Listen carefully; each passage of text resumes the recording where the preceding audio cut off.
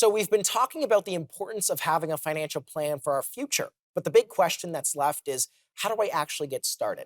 So I'm going to throw this to my panel. Guys, what is the first step to getting started? How do you even start in investing?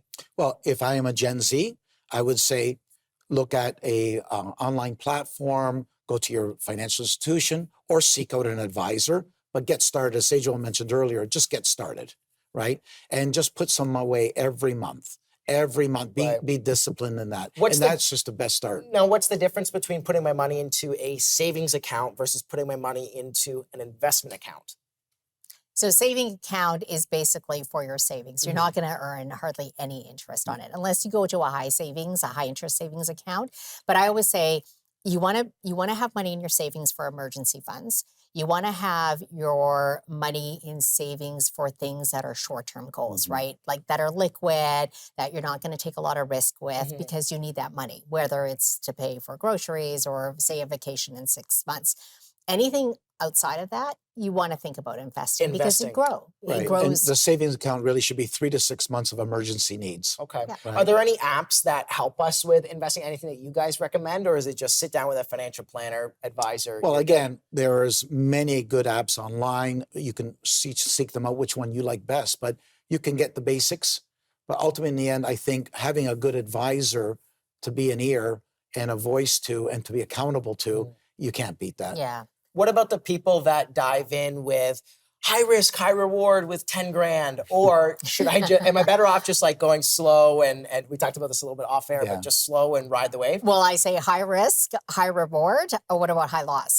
Good point. It's the other side of it. Look, I always say investing should be boring. If it's boring, if you are putting money away on a regular basis, it's diversified and you're checking it maybe every 6 months to a year just to make sure it makes sense, you're actually on the right track. Okay. So now I'm 20 years old, 25 years old. I have maybe say 50 to 100 grand saved. I mean, that's tough to buy a house now, but you can obviously co-sign or something like that. Should I be looking to buy a house? Or should I be looking to just keep my money in the market? This is a question I'm actively seeking. Well, think about it right now. We've had a drop in real estate prices, maybe 10, 15%.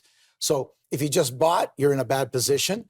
If you're looking to buy, you're in a much better position. So ultimately, it matters on the individual level. So it's not a carte blanche. So you look at the specific market. Like if the stock market is rallying up, you kind of missed your shot. But obviously here... Well, again, it goes back to your need, right? I mean, Saijal would agree. The need is really the goal, right? So if housing is important to you and you're looking, well, now is better than it was a year ago, but could it get more optimum in the next 6 months? Possibly.